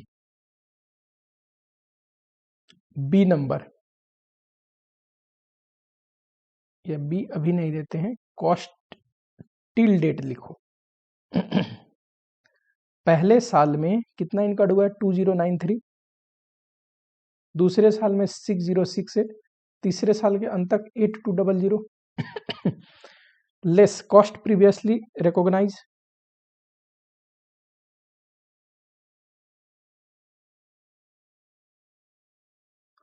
पहले साल में तो कुछ नहीं आएगा, दूसरे तीसरे साल में आएगा। बताओ सेकेंड ईयर में, सेकेंड ईयर के अंत तक इतना खर्चा हो चुका है, सिर्फ सेकेंड ईयर का खर्चा बोले तो सर ये 2 सालों का खर्चा है, अब पहले साल का इतना है तो ये घटा दीजिए, तो सिर्फ सेकेंड ईयर का आ जाएगा।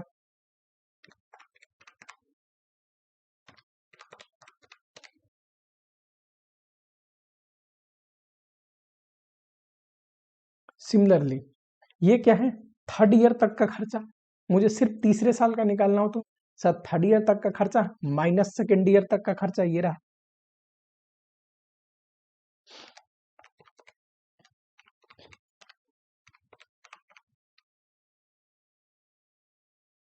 बताओ ये क्या है, बी लिख दो, cost during in year, incurred during year, ठीक है। कॉस्ट इनकर्ड ड्यूरिंग ईयर बोलेंगे, जरा एक साथ फटाफट बोलेंगे। प्रॉफिट निकालना हो तो सर इसमें कौन सी बड़ी बात है, रेवेन्यू में से कॉस्ट घटा दीजिए तो प्रॉफिट आता है। हर एक साल का रेवेन्यू पता है, कॉस्ट पता है।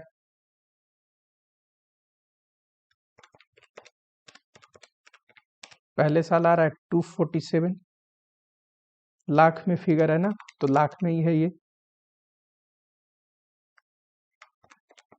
दूसरे साल आ रहा है 493। थर्ड ईयर बताओ,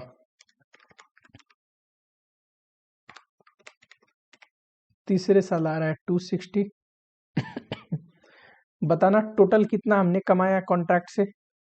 सर पहले साल प्रॉफिट कमाया इतना, दूसरे साल इतना, तीसरे साल इतना, जोड़ के कितना आएगा तीनों साल का 1000। क्या ऐसे भी कॉन्ट्रैक्ट से 1000 हम कमाए थे, 9200 टोटल कॉन्ट्रैक्ट से आया हमको रेवेन्यू 3 साल में, 8200 टोटल खर्चा लग गया, 1000 ही प्रॉफिट था ना टोटल। लेकिन ये 3 सालों का प्रॉफिट है, हमने ईच ईयर में इसको स्प्रेड करके निकाल लिया है। ऐसा क्यों sir, due to matching concept.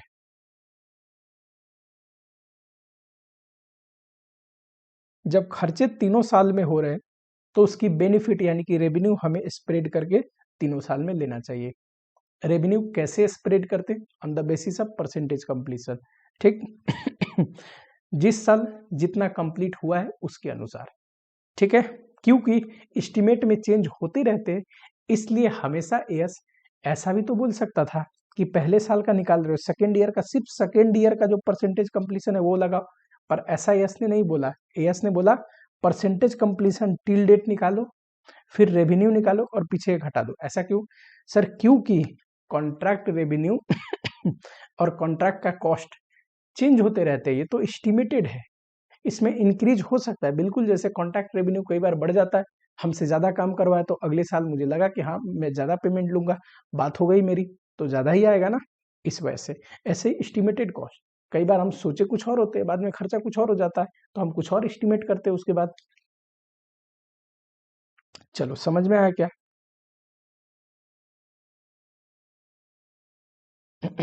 ये रहा आपका कंसेप्ट।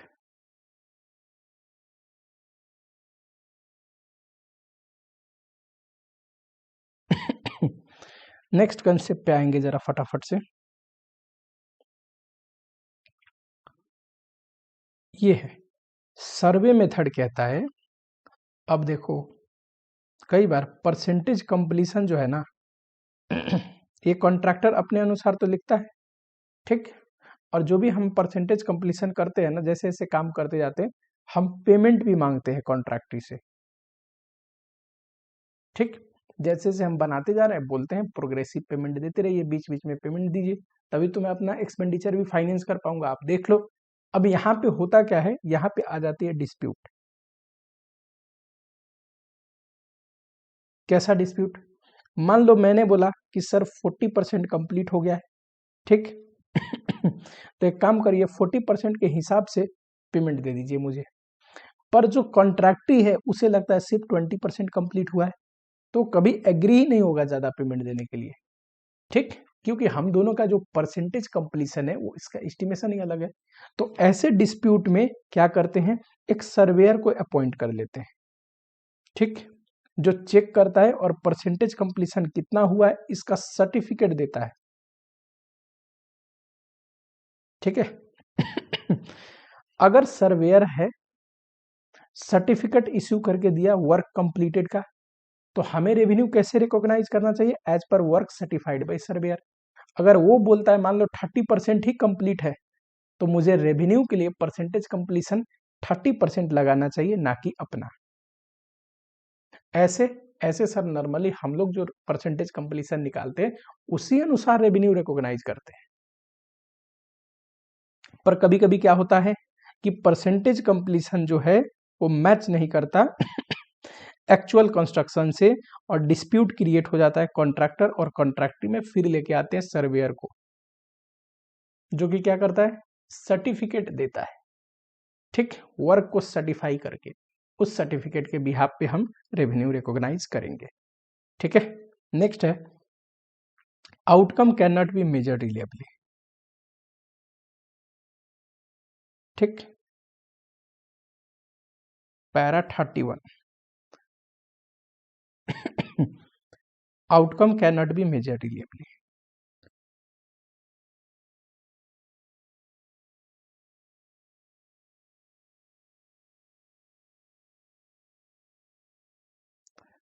यस कहता है अगर आउटकम मेजर नहीं हो पा रहा है, कब मानेंगे आउटकम मेजर हो सकता है रिलेबली, चार कंडीशन था पढ़ाया था, अगर वो मीट नहीं कर रहे तो outcome can not be measure रिलेबली।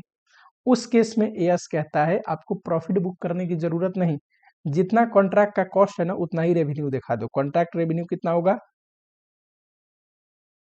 Contract cost, ठीक, और ये हो जाएगा नो प्रॉफिट नो लॉस,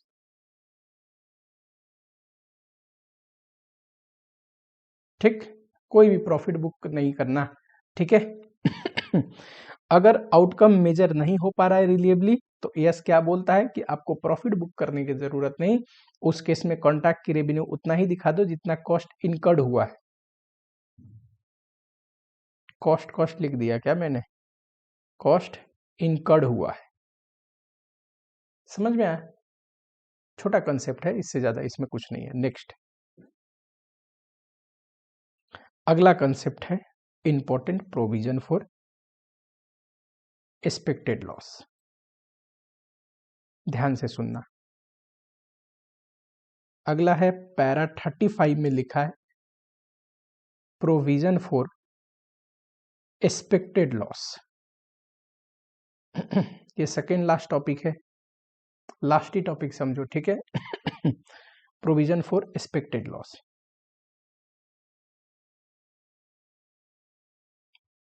बताओ आउटकम अगर मेजर नहीं कर पा रहे तब तो रेवेन्यू कॉस्ट के बराबर ही रिकॉग्नाइज करना है, कोई प्रॉफिट लॉस नहीं आएगा। मेजर कर पा रहे तो रेवेन्यू परसेंटेज कंप्लीशन बेसिस पे, ठीक, वो होता है कुमुलेटिव, यानी कि टिल डेट, तो पीछे का घटाएंगे तो उस साल का रेवेन्यू आएगा। वैसे ही कॉस्ट टिल डेट में से पीछे का घटाएंगे तो उस साल का कॉस्ट आएगा।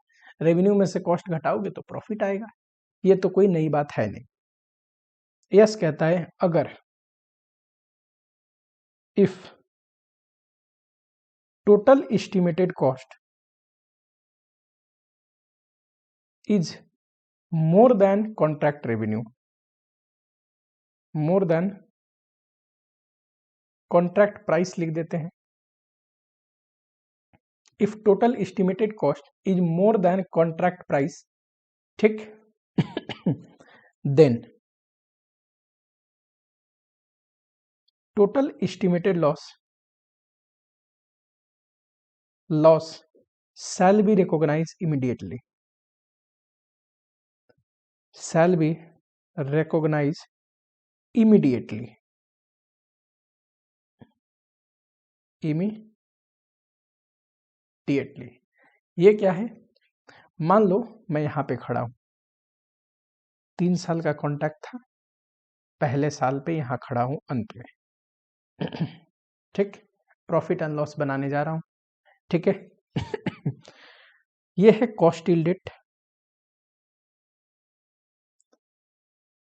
आगे जो खर्चे होंगे उनको बोलते हैं cost to complete, further cost to complete, further estimated cost, correct. मैंने आपको ये तो सिखा दिया कि इस साल का पीएल कैसे बनेगा।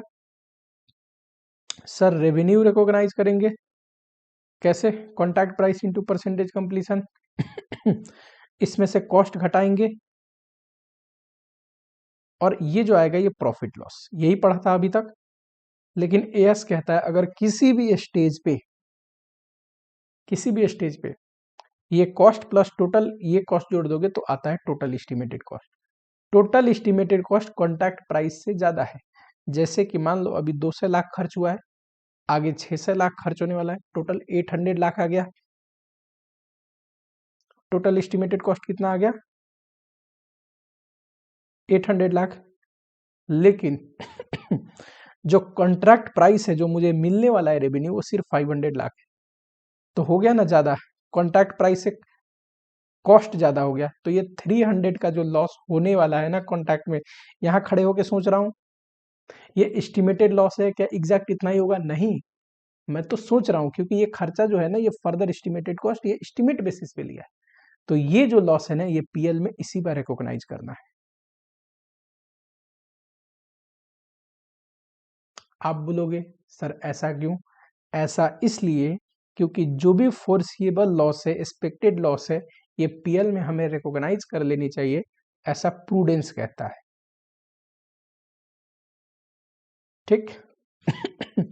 आपको पता है अकाउंटिंग पॉलिसी पढ़ाया था, समझाया था कि अकाउंटिंग पॉलिसी जब भी सिलेक्ट करते हैं, कंसीडरेशन में एक ये भी था कि प्रूडेंस को सपोर्ट करना चाहिए वो पॉलिसी, ठीक। कंजर्वेटिज्म को फॉलो करेंगे हम हमेशा।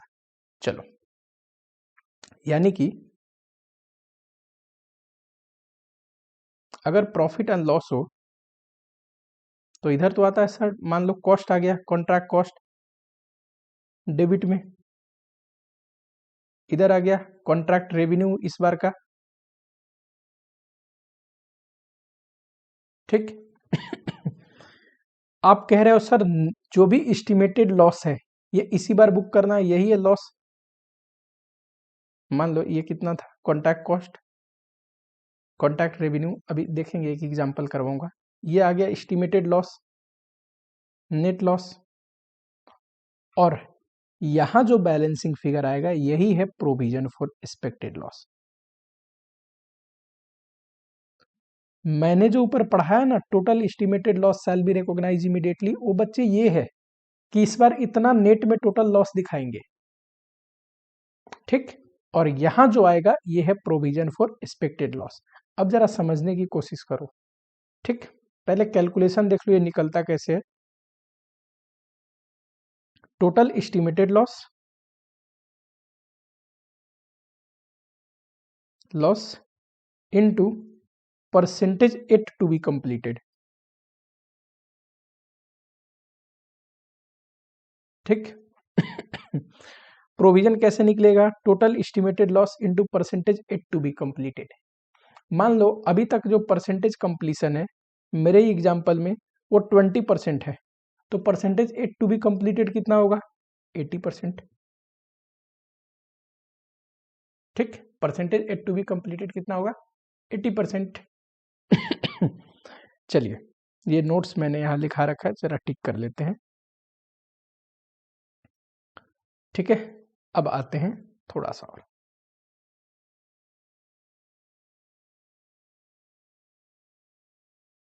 सेम एग्जांपल में यहाँ खड़ा हूं, अभी तक जो कॉस्ट इनकर्ड हुआ है वो 200 लाख है। आगे जो होगा फर्दर एस्टिमेटेड कॉस्ट वो 600 होगा, कॉन्ट्रैक्ट प्राइस 500 है। तो मैंने क्या बोला कि यहाँ पे अगर मैं देखूंगा तो मुझे एस्टिमेटेड लॉस कितना पीएल में डालना चाहिए? क्योंकि सर मेरा कॉन्ट्रैक्ट का कॉस्ट ज़्यादा है टोटल एस्टिमेटेड रेवेन्यू से, तो जो भी एस्टिमेटेड लॉस है यानी कि 800 माइनस 500 300 वो पीएल में जाएगा। ठीक। लेकिन एक बात बताओ, इस बार जो नॉर्मल अगर हम पीएल बनाते हैं करेंट ईयर का, जैसे कि हम बनाते हैं परसेंटेज कंप्लीशन के हेल्प से रेवेन्यू लिया, कॉस्ट इनकर्ड किया और ये प्रॉफिट आया, ये लॉस आया मान लो 100 लाख का। ठीक, तो इस बार लॉस 100 लाख का है, टोटल मैंने लॉस बुक करने हैं 300 लाख। तो पता है प्रोविजन का अमाउंट कितना आएगा? 200 लाख। प्रोविजन वही नहीं है जो लॉस अभी रिकॉग्नाइज हो नहीं पाया, उसके लिए प्रोविजन बना रहे हैं। तो टोटल लॉस हमें कितना बुक करना है? 300। मान लो करेंट ईयर में लॉस आ रहा है ऑलरेडी 100, तो पता है प्रोविजन का अमाउंट कितना आएगा? 200। ठीक। सेकेंड एग्जांपल, मान लो करेंट ईयर में सर प्रॉफिट आया है 50 लाख का, तो पता है प्रोविजन का अमाउंट कितना आएगा? 350। क्यों सर?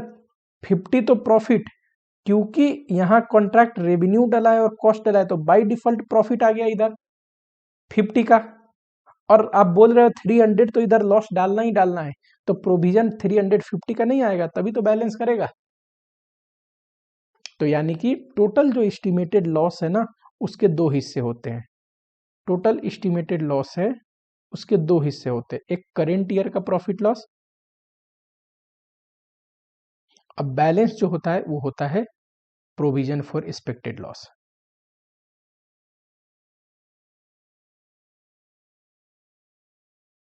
एग्जाम्पल से समझे, मान लो टोटल एस्टिमेटेड लॉस मुझे डालना है कितना? 300 लाख।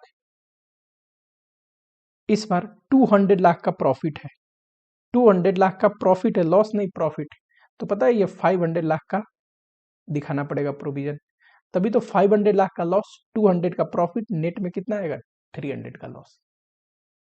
दूसरा केस, इस बार 80 लाख का लॉस है।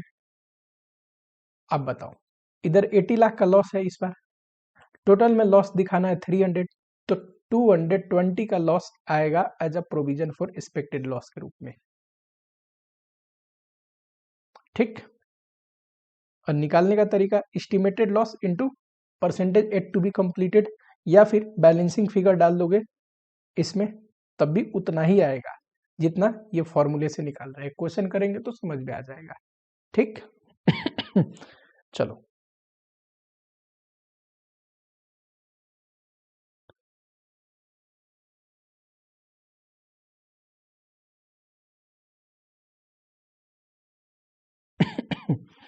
चलिए, a form of a contractor obtain a contract for construction of bridge across the river Revati. ठीक है, हमें ब्रिज बनाना है। The flowing detail are available in the record for the year ending this.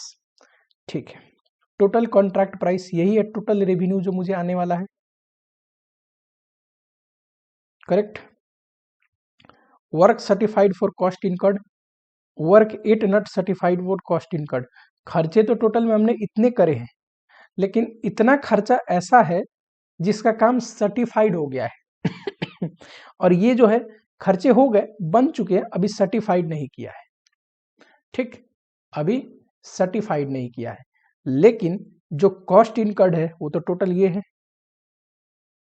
Cost incurred है वो तो total 605 है। अभी तक इतना ही खर्चा हुआ है ना। कुछ वर्क सर्टिफाइड है, कुछ अनसर्टिफाइड है। जो अनसर्टिफाइड है, अब ये मत बोलना कि सर्वेयर मेथड में तो सर बोला था आपने इसको ध्यान में रख के रेवेन्यू रिकॉग्नाइज, नहीं, ये वो नहीं है। ये कॉस्ट इनकर्ड दिया हुआ है, और वर्क सर्टिफाइड जितना होता है ना, वर्क सर्टिफाइड जितना होता है उस अनुसार आपको पेमेंट दे देता है कॉन्ट्रैक्टी। वर्क सर्टिफाइड होता है उस अनुसार आपको पेमेंट देता है, जितना काम सर्टिफाइड हुआ उसी अनुसार थोड़ा बहुत आपको एडवांस देगा, ठीक। Estimated further cost to complete, ये फर्दर एस्टिमेटेड कॉस्ट है। Progressive payment received to be received, ये क्या है?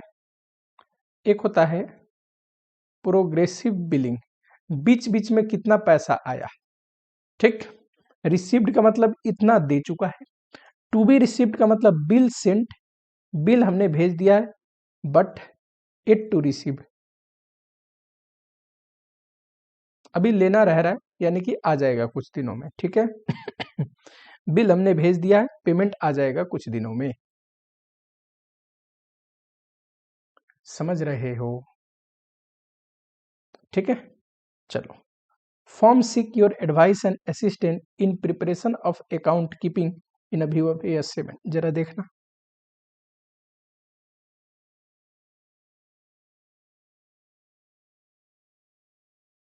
अगर हम ध्यान से देखें, मान लो ये ब्रिज बनाने का कॉन्ट्रैक्ट है, मैं यहाँ पे कहीं खड़ा हूँ, अभी तक कॉस्ट कितना इनकर्ड हुआ है? 605। आगे कितना इनकर्ड होगा? 495। कॉन्ट्रैक्ट प्राइस कितना है इसका? 1000, करेक्ट। कॉन्ट्रैक्ट प्राइस कितना है? 1000। यहां देखो, total estimated cost, cost till date 605 plus further estimated cost, ये शॉर्टकट नहीं लिखना एग्जाम में, ये मैं लिख रहा हूं। कितना आया सर? 605 प्लस 495, ये रहा। टोटल में एस्टिमेटेड कॉस्ट लगने वाला है इतना, पर मुझे इतना ही मिलेगा, यानी कि एस्टिमेटेड लॉस होने वाला है कॉन्ट्रैक्ट में। कॉन्ट्रैक्ट प्राइस लिख दूं 1000, तो एस्टिमेटेड लॉस कितना हो जाएगा?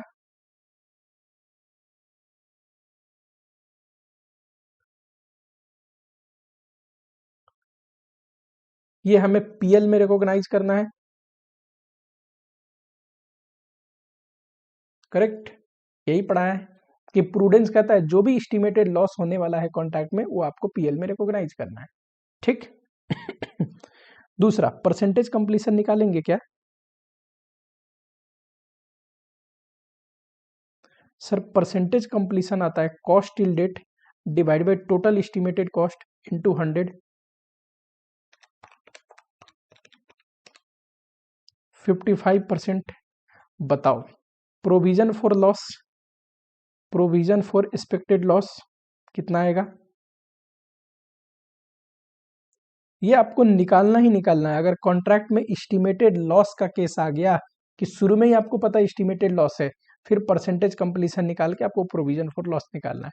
Sir 100 total estimated loss into percentage yet to be completed.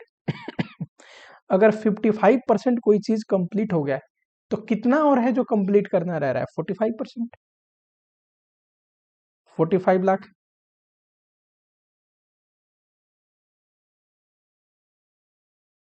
ठीक। चलो, इस बार रेवेन्यू कितना रिकॉग्नाइज करेंगे? रेवेन्यू टू बी रिकॉग्नाइज्ड, पता है? Contract price into percentage completion. Sir 1000 into 55%, 550, ठीक। पता है करेंट ईयर का PL कितना है? Current year profit sir contract revenue less contract cost. Sir contract revenue 550 less contract cost, ये रहा 615 कट हुआ है ना अभी तक।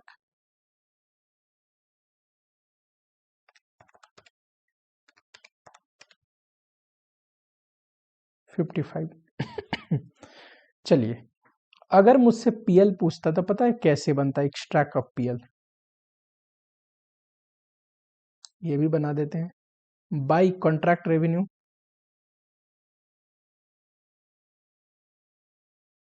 To contract cost. हमें पता है लॉस इस बार बुक करना है, जो भी एस्टिमेटेड है वो इस बार बुक करना ही होता है। तो by estimated loss, estimated loss को हमें इमीडिएटली रिकॉग्नाइज करना होता है, नेट लॉस करके लिखते हैं ना, नेट लॉस। और इधर क्या आता है, provision for expected loss.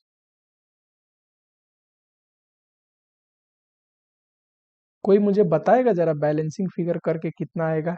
Sir 45 आ रहा है, क्या हमने इधर 45 जो निकाला है फॉर्मूले से भी उतना ही आया है? हाँ जी सर, फॉर्मूले से भी उतना ही आया है। क्या जो मैं टेक्निक पढ़ाया था उस अनुसार भी उतना ही है? मैंने बोला था ना टोटल एस्टिमेटेड लॉस के दो हिस्से होते हैं,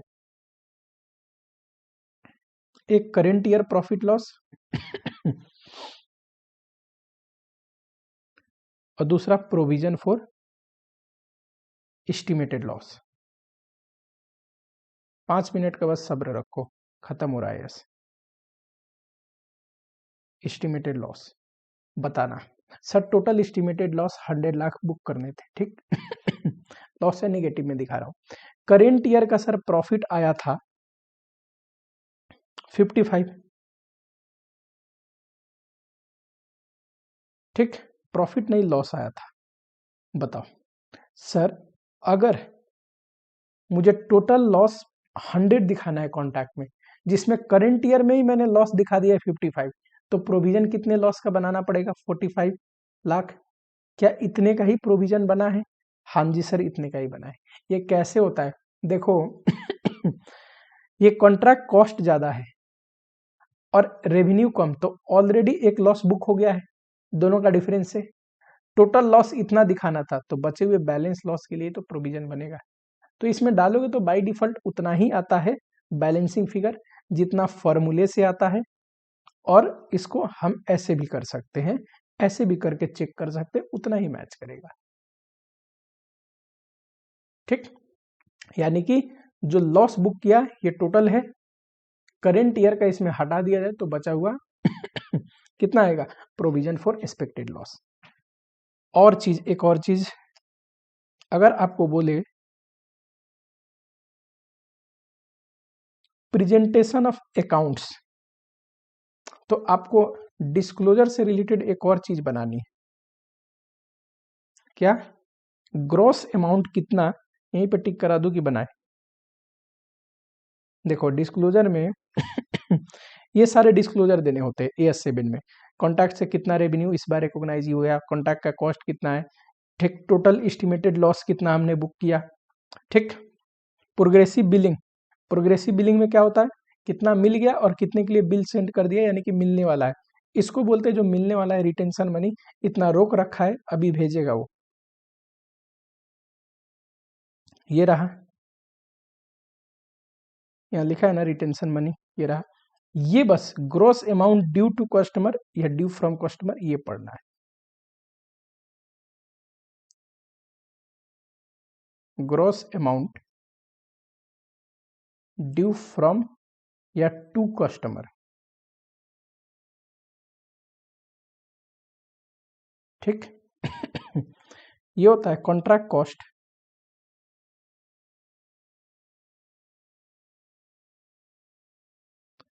प्लस, अगर कोई प्रॉफिट आया है तो वो, या फिर लॉस आया है तो वो, लेस, अगर प्रोग्रेसिव बिलिंग है तो वो तो हमें मिल ही जानी है, घटा दोगे। हमारे केस में 605 है कॉन्ट्रैक्ट का कॉस्ट, प्रॉफिट का केस नहीं है, लॉस है 100 का, ठीक। एंड साथ ही में प्रोग्रेसिव बिलिंग कितना है, तो सर प्रोग्रेसिव बिलिंग है 400 आ चुका है और 150 रिटेंशन मनी है, कितना आएगा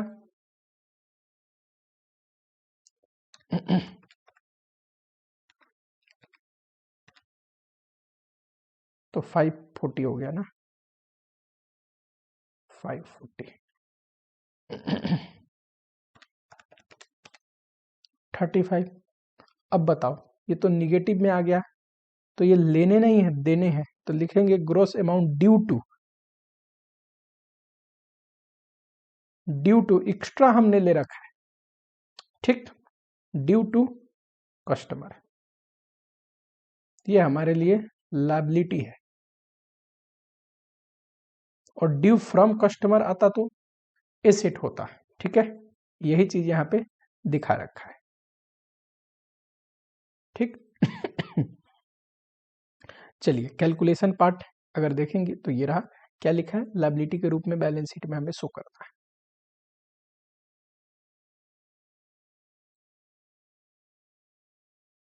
याद रहेगा क्या, चलो। और क्या है सर इसमें, और कुछ भी नहीं है, अननेसेसरी का एएस को लंबा करने से कोई फायदा नहीं है, जितना जल्दी चीजें समझ में आए उतना बढ़िया। यहां देखो, हमने पढ़ा प्रॉफिट लॉस निकालना, जिसमें था 2 टाइप के कॉन्ट्रैक्ट, कॉस्ट प्लस, इसमें तो कोई मुश्किल ही नहीं है, परसेंटेज फी चार्ज कर देना, इसलिए सारा झंझट है फिक्स प्राइस में। क्या झंझट है, तो इसमें सर हमने एक केस तो देखा कि इफ आउटकम मेजर हो सकते हैं, कैन बी मेजर रिलेबली, इसके कंडीशन थे, वो कंडीशन सर्टिफाइड है, तभी मानेंगे आउटकम मेजर हो सकते हैं। फिर रेवेन्यू कैसे निकालते हैं, सर जो भी टोटल कॉन्ट्रैक्ट का रेवेन्यू है, जिसको कॉन्ट्रैक्ट प्राइस भी बोलते हैं, परसेंटेज कंप्लीशन इनटू करके, ये जो परसेंटेज कंप्लीशन है ये कैसे निकलता है, cost till date divide by total estimated cost. Total estimated cost का मतलब, अगर सर आप मान लो यहाँ पे खड़े हो सेकेंड ईयर में, तो पूरी कॉन्ट्रैक्ट का एस्टिमेटेड कॉस्ट, यानी कि यहाँ तक के खर्चे तो आप कर चुके हो, आपको पता है कॉस्ट टिल डेट, अब फर्दर एस्टिमेटेड कॉस्ट जोड़ दोगे तो आ जाएगा टोटल एस्टिमेटेड कॉस्ट, ठीक है, ठीक। सर क्योंकि कॉस्ट टिल डेट ले रखा है, यानी कि मान लो मैं सेकेंड ईयर में खड़ा हूं, तो इससे जो परसेंटेज कंप्लीशन आया होता है वो सेकेंड ईयर तक का आता है, फिर रेवेन्यू भी सेकेंड ईयर तक का आएगा। मुझे सिर्फ सेकेंड ईयर का रेवेन्यू निकालना हो तो सर सेकेंड ईयर तक के रेवेन्यू में से पहले साल का रेवेन्यू घटा दीजिए। सिमिलरली कॉस्ट कैसे निकलता है, कॉस्ट टिल डेट, मान लो सेकेंड ईयर पे खड़ा हूं तो कॉस्ट टिल डेट अभी तक जो खर्चे हो गए माइनस फर्स्ट ईयर में जो कॉस्ट इनकर्ड हुए तो वो घटा दो, तो सेकेंड ईयर का आएगा। रेवेन्यू में से कॉस्ट घटा दो, प्रॉफिट आएगा। आउटकम अगर मेजरेबल नहीं है, कैन नॉट बी मेजर रिलेबली, तो हमने पढ़ा था फिर तो प्रॉफिट बुक करने का कोई फायदा नहीं है, कॉन्ट्रैक्ट का रेवेन्यू उतना ही दिखाओ जितना कॉन्ट्रैक्ट का कॉस्ट है, ठीक। फिर मैंने पढ़ाया था आपको प्रोविजन फॉर एक्सपेक्टेड लॉसेज, ये तभी बनते हैं जब टोटल एस्टिमेटेड लॉस आ रहा हो कॉन्ट्रैक्ट में। टोटल एस्टिमेटेड लॉस क्या होता है, टोटल एस्टिमेटेड कॉस्ट अगर ज्यादा हो कॉन्ट्रैक्ट प्राइस से तो एस्टिमेटेड लॉस आएगा, उतना लॉस हमें पीएल में दिखाना होता है, ठीक। तो पीएल बनाओगे तो क्रेडिट साइड में वो loss as a balancing figure आएगा, ठीक है। कुछ तो करंट ईयर के भी प्रॉफिट लॉस होते हैं, ठीक। तो टोटल एस्टिमेटेड लॉस में करंट ईयर का जो प्रॉफिट लॉस है उसको हटा दोगे तो बचा हुआ जो है ना, इसके लिए लॉस के लिए हमें प्रोविजन बनाना पड़ता है, वही है ये प्रोविजन फॉर एस्टिमेटेड लॉस। इसका फॉर्मूला भी है सीधा निकालने का, अगर पीएल बना के नहीं निकालना चाह रहे तो सर टोटल एस्टिमेटेड लॉस है ये जो पूरी कॉन्ट्रैक्ट का है, into percentage yet to be completed. इसका मतलब आगे अभी कितना परसेंट कंप्लीट करना रह रहा है, ऐसे भी करेंगे तो अमाउंट आ जाएगा, ठीक है।